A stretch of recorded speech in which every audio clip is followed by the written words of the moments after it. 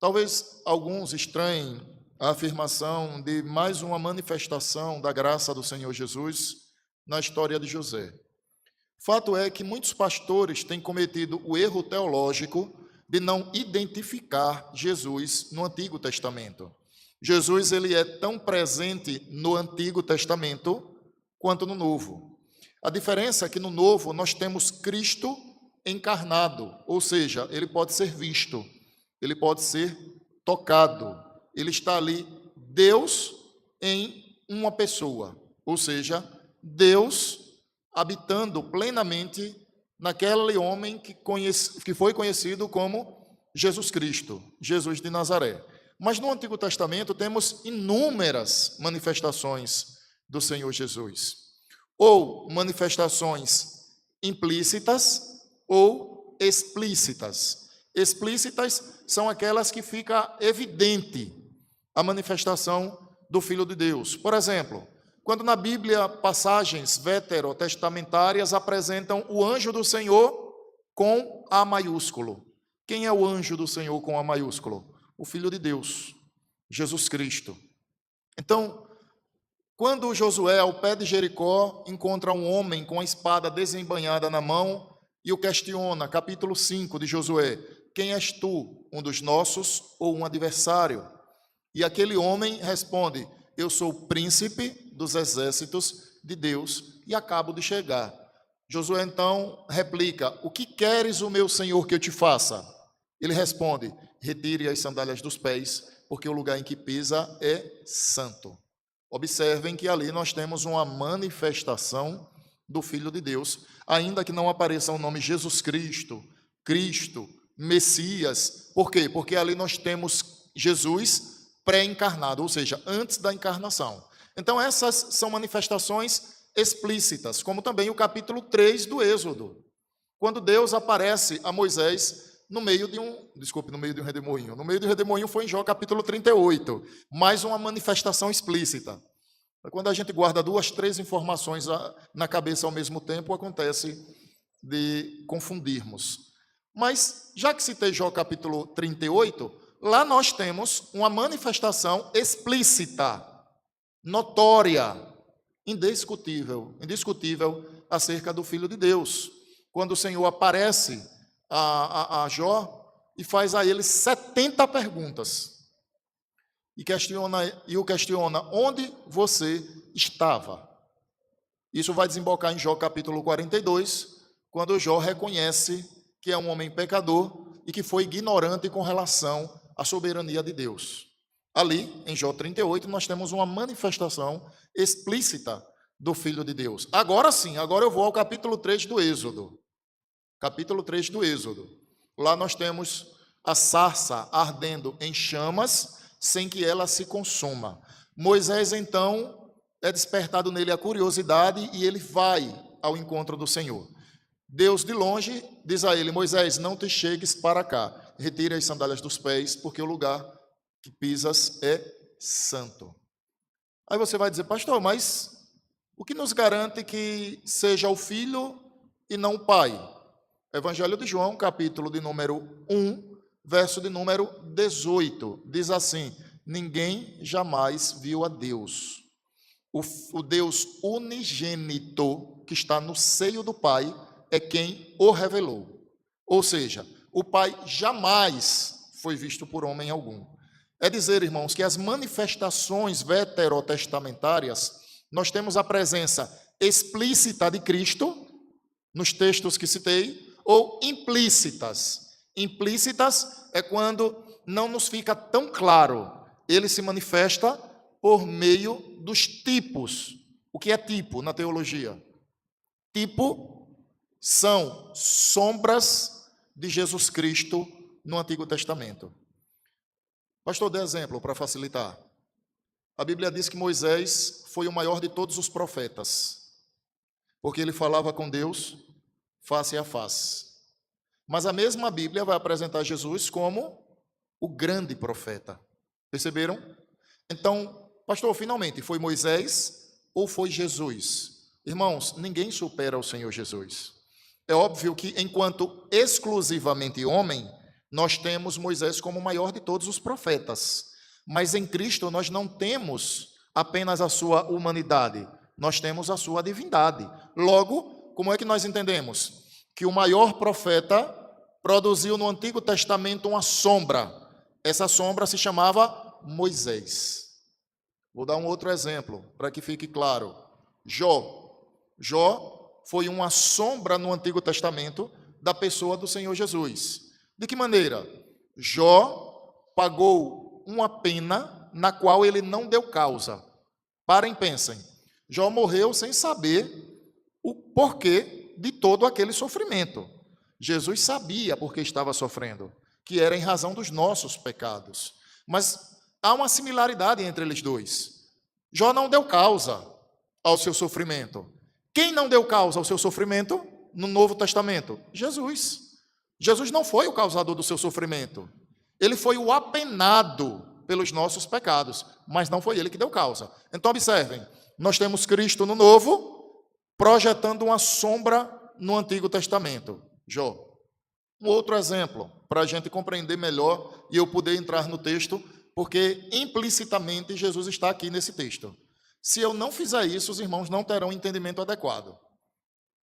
A Bíblia diz que Salomão foi o homem mais sábio na face da terra, que antes dele não houve nenhum outro e depois também não haveria. Mas quem é o detentor de toda a sabedoria? Cristo. Aí você vai perguntar, pastor, então a Bíblia está se contraditando? Resposta, não. O que nós temos em Salomão é a sabedoria de Cristo projetada em uma sombra veterotestamentária. Como é o nome dessa sombra que estou citando? O rei Salomão. Vamos a Davi. Eu poderia citar vários, irmãos, mas se eu ficar citando, eu não vou começar propriamente a mensagem. Vamos a Davi. A Bíblia diz que Davi foi um homem segundo o coração de Deus. Se você analisar nua e cruamente, você vai pensar, se Davi foi um homem segundo o coração de Deus, o que seria um homem contrário ao coração de Deus? Porque Davi praticou pecados grotescos, terríveis.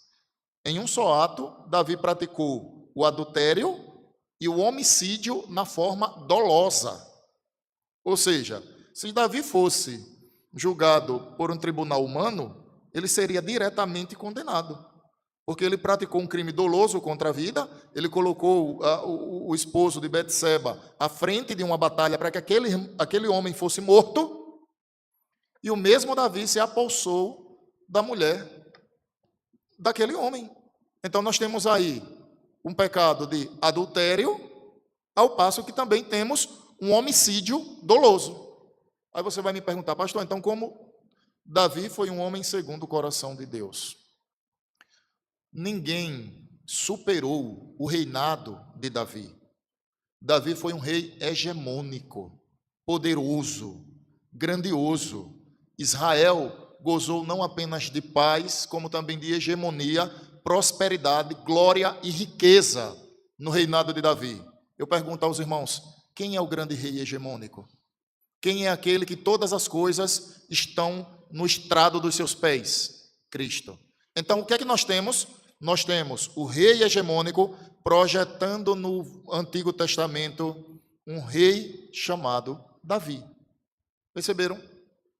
Pastor, depois dessa grande explicação, o que é que tem José do Egito a ver com o Senhor Jesus? Pois bem, rapidamente fazendo um panorama, irmãos,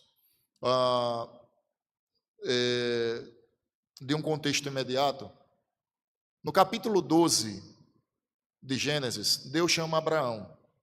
Abraão, então, gera Isaque. E Isaque era um filho muito importante para Abraão. Também havia Ismael.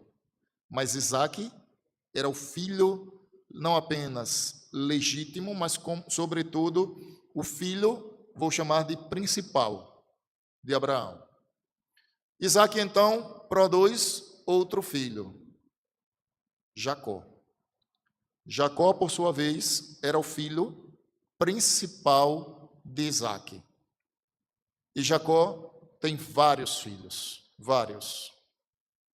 Mas ele tinha um filho principal, a quem ele amava mais. Quem era esse? José, conhecido como do Egito. Então, a história de Abraão começa no capítulo 12 e ela vai se perdurando até o capítulo 50, mas não toda a vida de Abraão, porque Abraão morreu nesse interregno de tempo.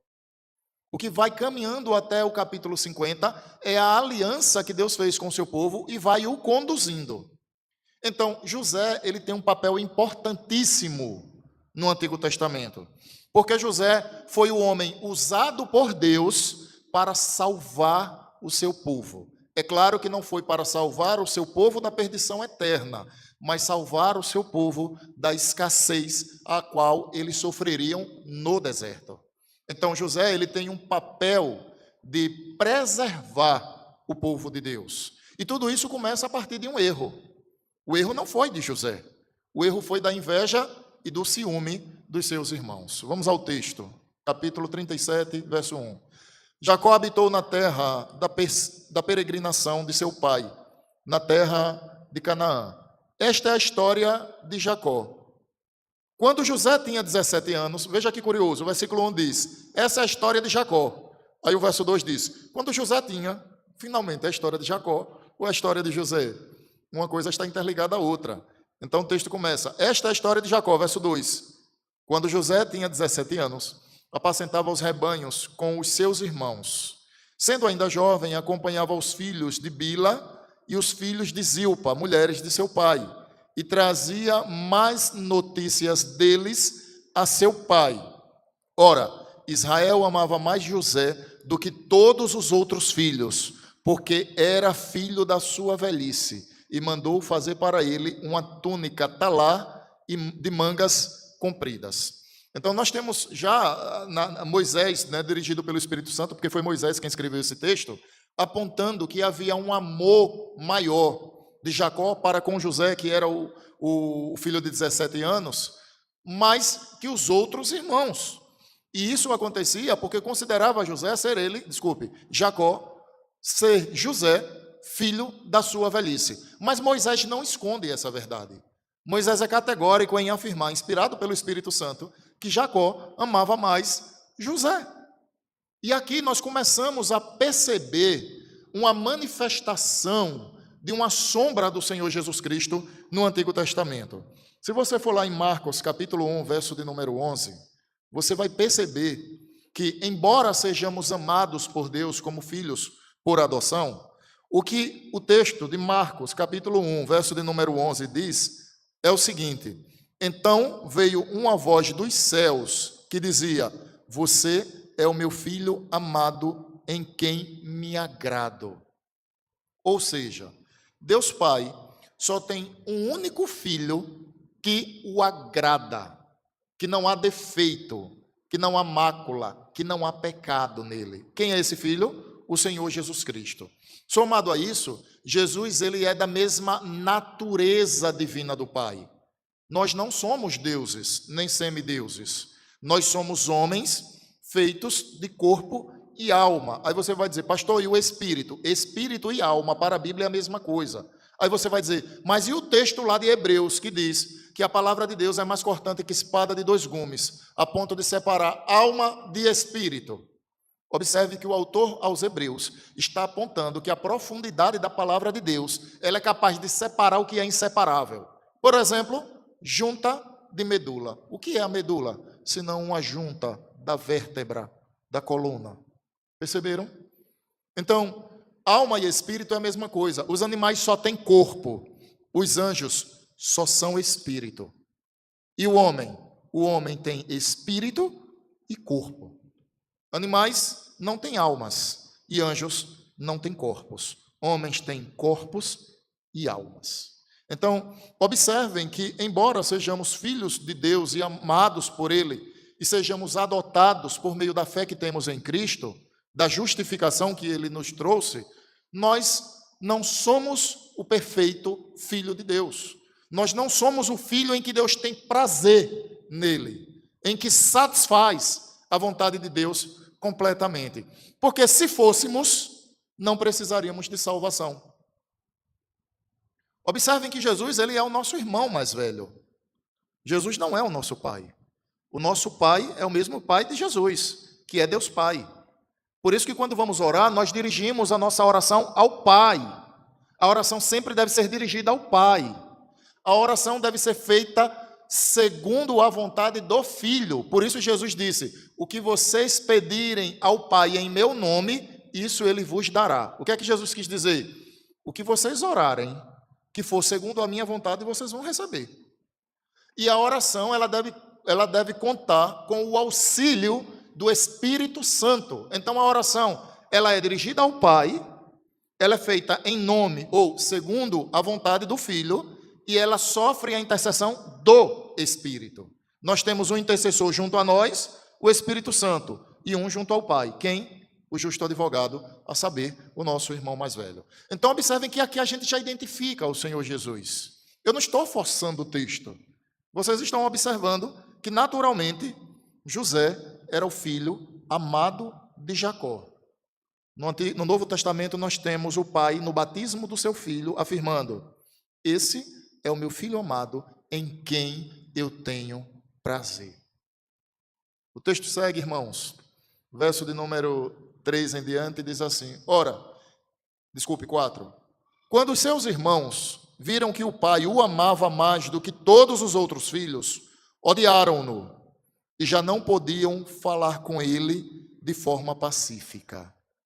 Eles ficaram de mal de José? Não. Mas eles não desejavam a paz a José. Para o povo da Palestina é muito forte o desejar a paz a alguém. É muito comum eles dizerem shalom, que significa paz. Desejar que você tenha uma das principais bênçãos de Deus, que é a paz.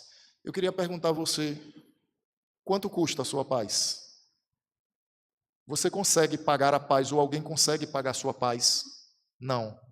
Mas nós costumamos não valorizá-la muitas vezes. Muitas vezes trocamos nossa paz por problemas interpessoais, pessoais, ou pela desconfiança da providência de Deus. Não há nada nem ninguém que pague a sua paz. Jesus Cristo disse: a minha paz eu vos dou. E o texto das cartas paulinas vai afirmar que a paz de Cristo, ela excede todo o entendimento. Ou seja, a paz que Deus dá é incompreensível a uma mente humana. A paz que Deus dá vai além da capacidade de raciocínio humano. Ela excede todo o entendimento humano. Ela vai além da capacidade do homem compreendê-la.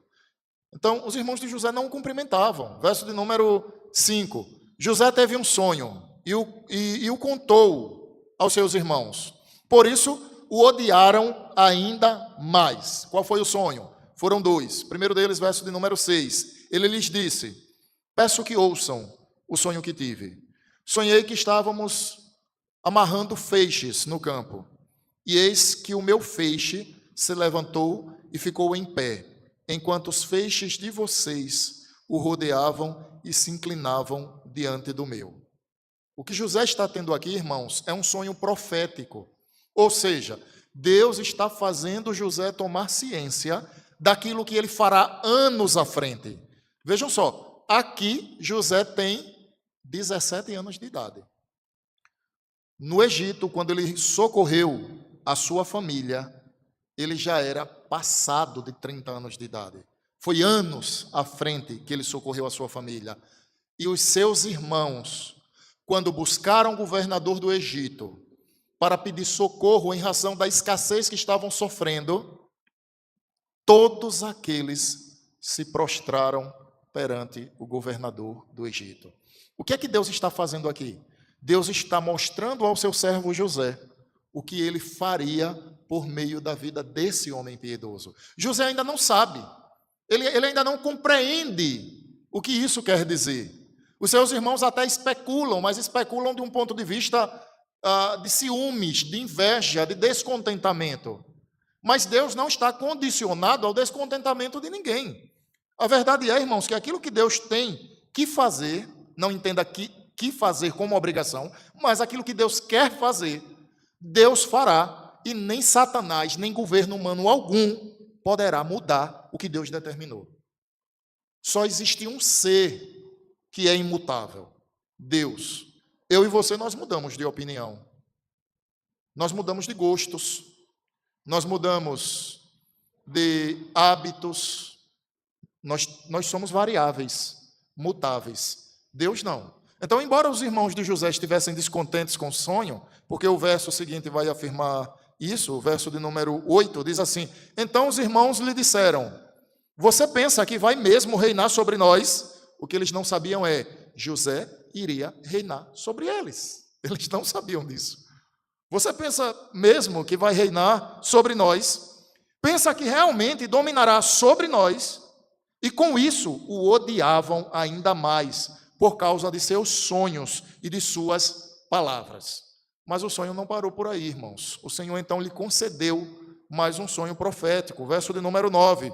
José teve ainda outro sonho, que ele contou a seus irmãos, dizendo: sonhei também que o sol e a lua e 11 estrelas se inclinavam diante de mim. Pronto.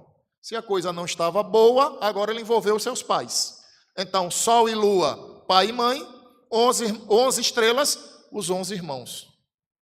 Ou seja, a situação ficou mais gravosa ainda. Verso 10, repare a reação. Quando José contou este sonho ao pai e aos seus irmãos, o pai o repreendeu dizendo: que sonho é esse que você teve? Você está querendo dizer que eu e sua mãe e seus irmãos iremos e nos inclinaremos até o chão diante de você? José foi repreendido pelos seus sonhos. Verso 11, os irmãos tinham inveja dele. O pai, no entanto, guardou aquilo no coração. Do verso 12 até o verso 36, do capítulo 37, o que é que ocorre? O pai de José, então, manda que ele vá até o campo procurar os seus irmãos. E ele vai. No meio do caminho, encontra um transeunte, o questiona sobre os seus irmãos, e ele informa: olha, eu os vi ali pelo lado da colina. Então José vai ao encontro dos seus 11 irmãos. Quando eles, os 11, o avistam de longe, eles então se tornam macumunados contra José. Eles fazem uma trama. Imbuídos de inveja e de ciúmes, eles dizem: vamos matá-lo. Mas Rúben, um dos irmãos, os impede de fazer isso, porque ele não queria o derramamento do sangue de José, pensando no seu pai Jacó, que havia ficado em casa. Então, Rúben diz: não o matemos. O que é que eles fazem então? Tomam José, quando o encontram, retiram sua túnica, que havia sido dado por Jacó, seu pai, túnica de mangas longas, e lançam José em uma cisterna. Até resolver o que vão fazer. Então José estava na cadeia, aguardando a sua pena. Ou seja, José estava no corredor da morte. José estava no corredor da morte. Enquanto eles fazem uma refeição, pensam o que fazer com José, passa então uma caravana de filisteus. E nessa caravana, então, José é oferecido como escravo. É vendido a essa caravana que está em direção ao Egito. Desse modo, José então é vendido como escravo no Egito e vai residir na casa de Potifar. Daí para frente eu falo no próximo domingo pela manhã. Eu quero me ater até aqui. Fato é, irmãos, que os irmãos de José matam um animal e derramam o sangue sobre aquela túnica. Retornam ao seu pai e o questionam: o senhor reconhece de quem é essa túnica? Jacó, por sua vez, reconhece que era de Jacó. Se derrama em prantos, achando que o seu filho está morto. Reconhece que é de José. Se derrama em prantos e não aceita ser consolado por absolutamente ninguém. Passa dias chorando a suposta morte do seu filho.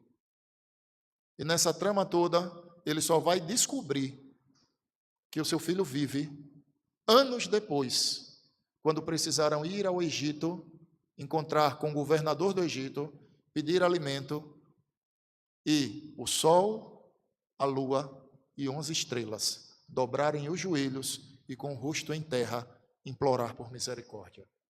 Ou seja, José teve 2 sonhos proféticos. Deus estava mostrando o que faria por meio de sua vida. Tanto os seus irmãos ignoraram, quanto o seu pai ficou desconfiado. Por isso que a Escritura diz que ele guardou aquilo em seu coração. Porque certamente que houve dúvidas se aquele era um sonho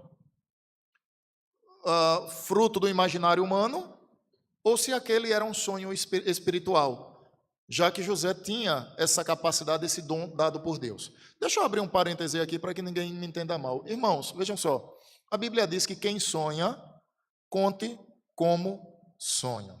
Por que eu estou dizendo isso? Porque em algumas comunidades, muitas vezes, as pessoas revelam aquilo que Deus não mandou dizer.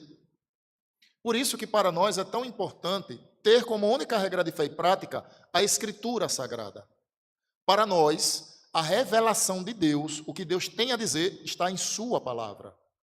Então nós não podemos, ou melhor dizendo, não devemos, em uma situação de sonho, tomar aquilo como uma realidade. Tomar aquilo como algo concreto que Deus vai realizar. Porque nós incorremos no risco de fazer promessas ou revelações as quais Deus não mandou fazer. Eu pergunto aos irmãos, será que hoje, nos nossos dias, se a pena aplicada a um falso profeta fosse a mesma lá da lei de Moisés, qual era a pena aplicada a um falso profeta na lei de Moisés? Era o seguinte: você disse que Deus mandou dizer. Se isso se realizar, você vive. Se isso não se concretizar, você será morto ou apedrejado. Eu pergunto aos irmãos, se essa lei vigorasse hoje, será que a gente teria tanta gente fazendo revelação por aí afora? Porque é muito fácil, você faz a revelação, quando eu digo você, não que nós façamos isso, mas a pessoa faz a revelação, e se concretiza, aí diz assim, olha aí, está vendo que foi Deus? Como, por exemplo, você sabe de um casal que deseja incessantemente ter filhos. Olha, Deus me revelou que porá no seu ventre um bebê. Você será mãe, você será pai. Ora, irmãos, isso é muito lógico. E um casal que eles desejam incessantemente serem pais, mais cedo ou mais tarde, caso a saúde de ambos esteja boa, a mulher vai engravidar. Isso é lógico. O nome disso é graça comum. Deus dá isso a ímpio e a crente. Imagine um desempregado que está orando a Deus, pedindo que o Senhor o socorra. E aí alguém surge e diz assim, eu tive uma revelação que Deus vai abrir uma porta de emprego para você. Ora, irmãos, isso é lógico. Se uma pessoa é responsável, ela é crente em Jesus Cristo, ela está suplicando a Deus que o socorra, Deus socorre os seus filhos. Então, é muito provável que aquela pessoa vá conseguir um emprego. É muito provável que isso aconteça. Isso significa dizer que Deus revelou? Não, porque o nome disso é graça comum. Ou seja, Deus derrama sobre ímpios e sobre crentes. A chuva cai sobre justos e sobre injustos. Aí você encontra uma irmã na igreja que deseja casar, encontrar o homem da sua vida, alguém que ela ame e constitua a família. E aí chega alguém e diz assim, minha irmã, Deus me revelou que você que está preparando o seu varão, está preparando um homem para você. Ora, irmãos, isso é lógico. Se você tem em uma igreja uma mulher temente a Deus, que ama o Senhor Jesus Cristo, que é piedosa, que se cuida, que se preserva, que não vive aí se abraçando com um e com outro, todo homem crente quer uma mulher desse perfil. Qual homem em sã consciência, crente, que ame a Deus, que quer uma mulher que é conhecida como vassourinha, que todo mundo pegou por aí afora? Nenhum homem cristão quer um negócio desse. Ele quer uma mulher crente, temente a Deus, serva do Senhor. Por quê? Porque ele é crente, ele é um homem sério, ele quer constituir família. O resultado disso vai ser o quê? Deus providenciar para aquela irmã o seu marido. Então isso não significa dizer que Deus revelou, Deus trouxe algo extraordinário, porque essas são bênçãos que Deus dá a todos. O casamento não são apenas os crentes que desfrutam do matrimônio, até o ateu desfruta do matrimônio. Não são apenas os crentes que desfrutam de filhos. Os ateus também desfrutam de filhos. Não são apenas os crentes que são curados das suas enfermidades físicas. Até um ateu, se procurar um médico para tratar uma enfermidade, ele será curado. E isso não significa dizer que Deus trouxe uma revelação de outro mundo para aquele profeta ou para aquela profetisa, porque são bênçãos que Deus dá a justos e a injustos. A chuva cai sobre justos e injustos. Perceberam? Deus me revelou que vai lhe dar a sua casa própria. Estão aí os programas do governo. Até os ateus, eles têm acesso à casa própria. Você consegue notar isso? Você consegue notar que você não deve tomar como referência aquilo que o seu coração enganoso possa ludibriar você. Não é o caso de José, que José não foi enganado. José teve 2 sonhos proféticos dados por Deus. Por quê? Porque no Antigo Testamento o Senhor fazia isso. O que é que o autor aos Hebreus, capítulo 1, fala? Havendo Deus, capítulo 1, versos de 1 a 3. Havendo Deus, outrora, passado, havendo Deus, outrora, falado de muitas vezes e de muitas maneiras aos nossos pais, pelos profetas, nestes últimos dias, ou seja, agora não, agora é pelo Filho. Nestes últimos dias nos falou pelo Filho, a quem constituiu o herdeiro de todas as coisas, por meio de quem também fez o universo. E depois de ter feito a purificação dos pecados, se assentou à destra do Pai nas alturas. É isso que Hebreus capítulo 1, versos de 1 a 3 afirma. Então, Deus nos fala assim, por meio da pregação da sua palavra. Nós estamos admitindo que no Antigo Testamento Deus falava de muitas vezes e de muitas maneiras, mas depois de Cristo, a palavra encarnada, o Santo Filho de Deus, a palavra escrita, ele nos fala pelo poder da pregação e do seu Espírito que fala ao nosso coração. Por isso que eu defendo que todo sermão é de carapuça. Não naquele sentido de dizer assim, o pastor fez um sermão para me atingir. Não. Todo sermão é de carapuça, porque o que se espera é que os sermões pregados com fidelidade à palavra de Deus fale ao coração dos ouvintes. Fale, irmãos. No início do meu ministério, aliás, quando eu era seminarista ainda, eu ficava entusiasmado quando alguém passava por minha porta, apertava a minha mão e dizia assim, meu irmão, Deus te abençoe, Deus falou a mim através da sua vida. Hoje eu não tenho mais isso por novidade. E não é arrogância minha o que eu vou falar. Eu não estou sendo arrogante nas palavras que eu vou dizer. Eu não tenho mais isso por novidade. Se alguém passar por mim e disser assim, pastor, Deus te abençoe. Deus falou a mim por meio da sua pregação. Eu só faço assim, graças a Deus. O louvor e a glória não são meus. Eu sou um mero servo. Graças a Deus que fez isso. Porque no meu entendimento, irmãos, a pregação da palavra de Deus, sendo executada com fidelidade, ela deve falar ao coração. Não é facultativo, não. Se a pregação é fiel à Escritura, a regra é fala ao coração. E o Espírito Santo vai ao encontro e confirma. E cuidado, cuidado. Porque talvez você esteja no banco dizendo assim, rapaz, o pastor está falando isso para mim. Eu não sei o que se passa na sua vida. Agora o Espírito Santo sabe. O Espírito Santo sabe. Por isso que muitas vezes nós ouvimos pregações, e isso já aconteceu comigo em outras ocasiões, de ouvir pregações e dizer, rapaz, eu estou achando que esse pregador sabe tudo acerca da minha vida. Ele não sabia nada, irmãos. Mas o Espírito Santo sabia tudo. E aquilo que aquele irmão falava com fidelidade à palavra de Deus, falava profundamente ao meu coração. Falava profundamente ao meu coração. Então, para nós, a única regra de fé e prática é a Escritura Sagrada. Aquele que sonha, a Bíblia ensina o quê? Conte como sonho. Mas para eu não perder aqui o meu raciocínio, eu queria identificar outros aspectos do Senhor Jesus no texto para a gente caminhar para o final, já que eu apliquei bastante essa mensagem. Nós já vimos que José era o filho amado de Jacó. No Novo Testamento, nós vemos o pai dizendo, este é o meu filho amado em quem me deleito, em quem eu tenho prazer. Eu me contento nesse filho. Foi isso que o pai falou. A voz do pai foi ouvida, mas o pai jamais foi visto. Mas temos outras características, irmãos, aqui de José que precisam ser mencionadas. Uma outra característica que eu gostaria de dizer é que José ele foi rejeitado pelos seus irmãos. Ele foi rejeitado de modo a ser vendido por 20 peças de prata. Eu pergunto a você, quem foi vendido por algumas moedas para ser condenado? Você lembra quem foi? O Senhor Jesus. Veja a similaridade. Capítulo 37, verso 28, diz assim, nós já estamos caminhando para o fim. Capítulo 37, verso 28, diz assim, e quando os mercadores midianitas, eu disse filisteus, deixa eu corrigir, midianitas, e quando os mercadores midianitas passaram, os irmãos de José o tiraram da cisterna e o venderam aos ismaelitas, por 20 moedas de prata.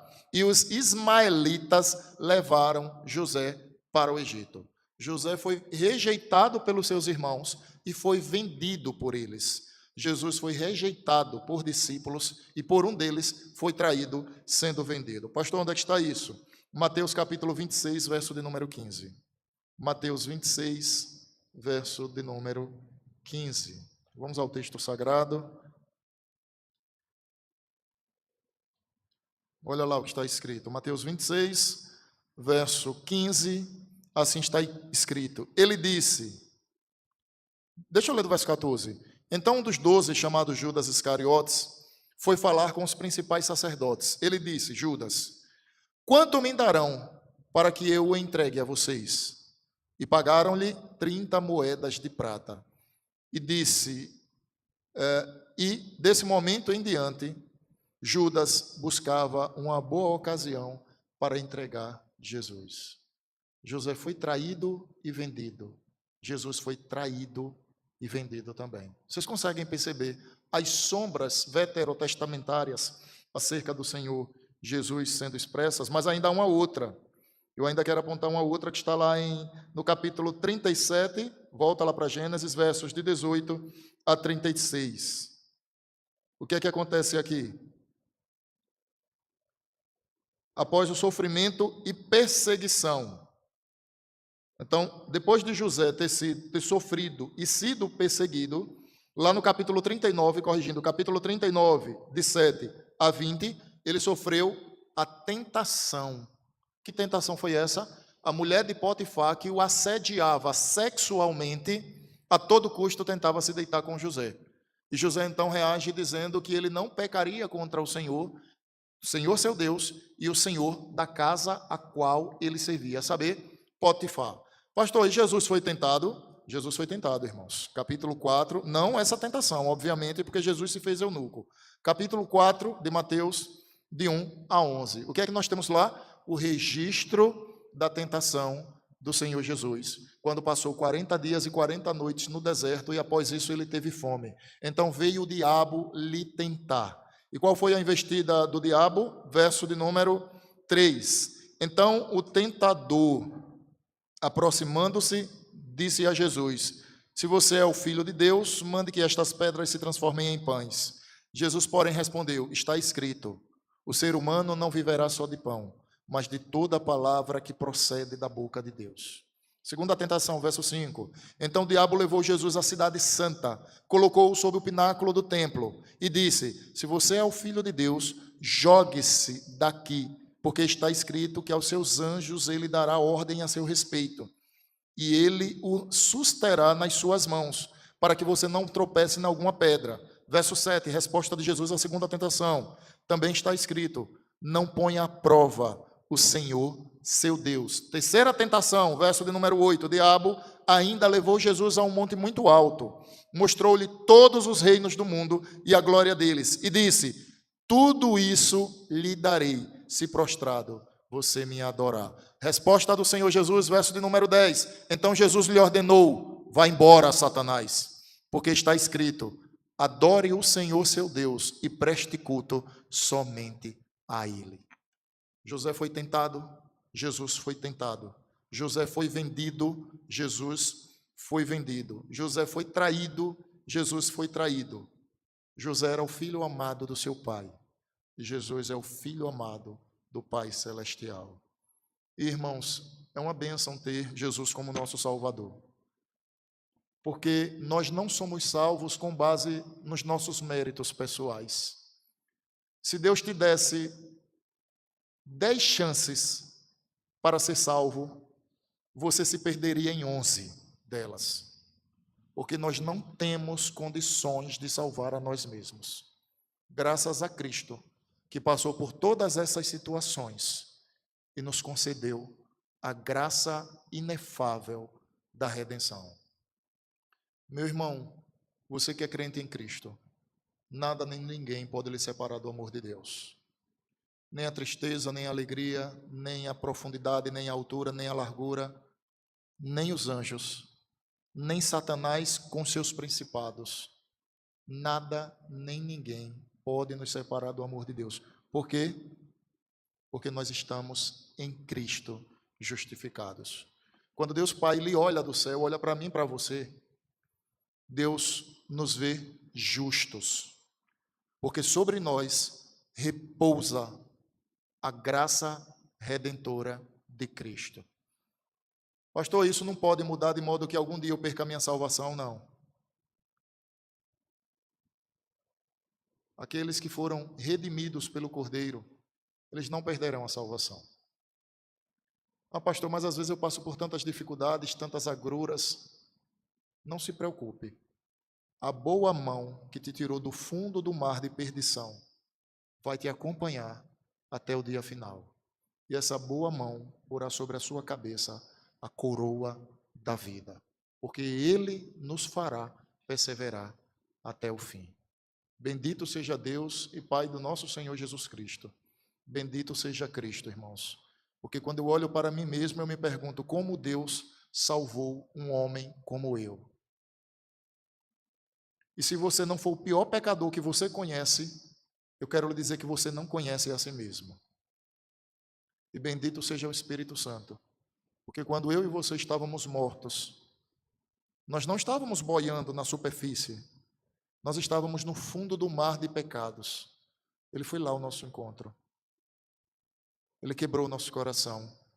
Ele fez com que nós inflássemos os pulmões, respirando fôlego de verdade, e pudéssemos responder ao santo chamado, a doce voz do Cordeiro que dizia: venha, você me pertence, e agora chegou o momento de te salvar. Porque na eternidade Ele nos elegeu, e no tempo Ele nos salvou, para uma vida atemporal, para uma vida eterna. Ou seja, os filhos de Deus não terão fim. Por quê? Porque eles estão em Cristo Jesus. Somos herdeiros de Deus e co-herdeiros com Cristo. Meu Deus, que bênção. Que Deus abençoe, irmãos. Que Deus abençoe a cada um de nós. Que alegria ser crente. Ser crente é uma bênção. Embora nós muitas vezes nos esqueçamos dessas verdades. De pé, vamos cantar as grandezas de Deus.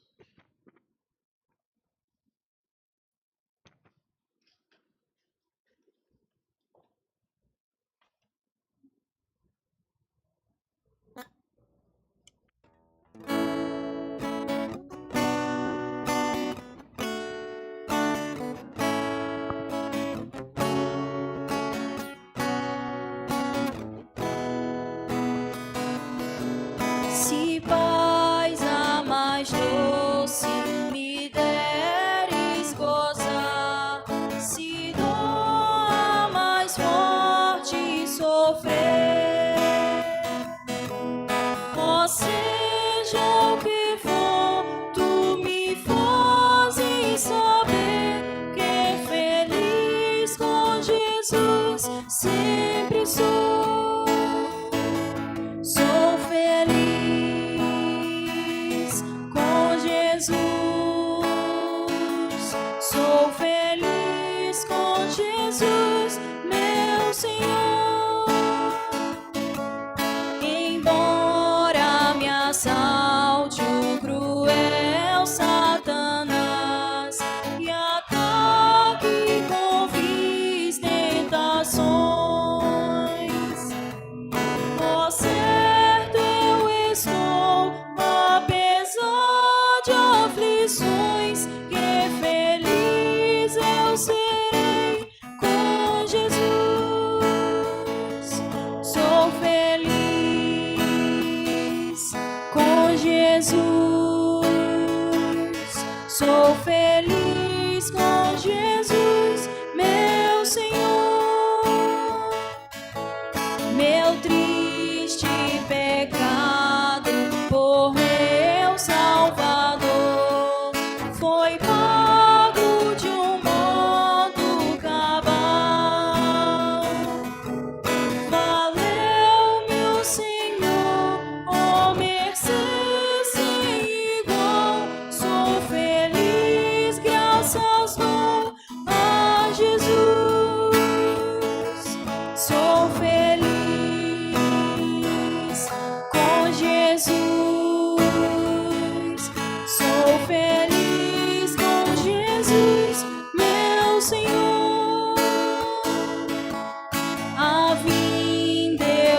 seio do meu Salvador. Em breve virá me levar ao céu, onde eu vou para sempre morar, com remidos na luz do Senhor. Sou feliz com Jesus, sou feliz com Jesus, meu Senhor. Sou feliz com Jesus, sou feliz com Jesus, meu Senhor. Senhor, nós somos felizes com Cristo. Nele nós temos absolutamente tudo o que precisamos. Perdoe-nos as vezes que fraquejamos, que nos faltou fé. Perdoe-nos as vezes que nos assemelhamos aos ímpios, que descremos da tua providência. Perdoe-nos, Senhor, as vezes que não valorizamos a vida cristã, o conhecimento sobre Deus, sobre a tua verdade, que desprezamos a oração, que não nos submetemos ao teu querer. Senhor, são tantos pecados nossos que nós pedimos que tenha compaixão, que nos livre de nós mesmos, nos livre das garras de Satanás, desse mundo. Tenha misericórdia da nossa vida. Faze-nos caminhar bem a carreira que nos foi proposta. Faze-nos ter os olhos fitos no autor e consumador da nossa fé, aquele que não fez caso da ignomínia, da vergonha que estava para enfrentar o desprezo dos homens. Senhor, se tivermos de ser desprezados, que sejamos por todos, mas não pelo Senhor. Portanto, guarda-nos a tua sombra, conduze-nos nessa caminhada até o dia final. Nós não cairemos, porque o Senhor nos ampara e nos conduz. Porque as ovelhas que o Senhor deu ao teu Filho, de maneira nenhuma serão arrebatadas das santas e gloriosas mãos do nosso Cristo. Em nome dele nós te oramos. Que a graça do Senhor Jesus Cristo, o amor de Deus, o nosso eterno Pai, a comunhão e consolação do Santo Espírito de Deus repouse sobre vós, povo santo de Deus, hoje e para todo sempre. Amém.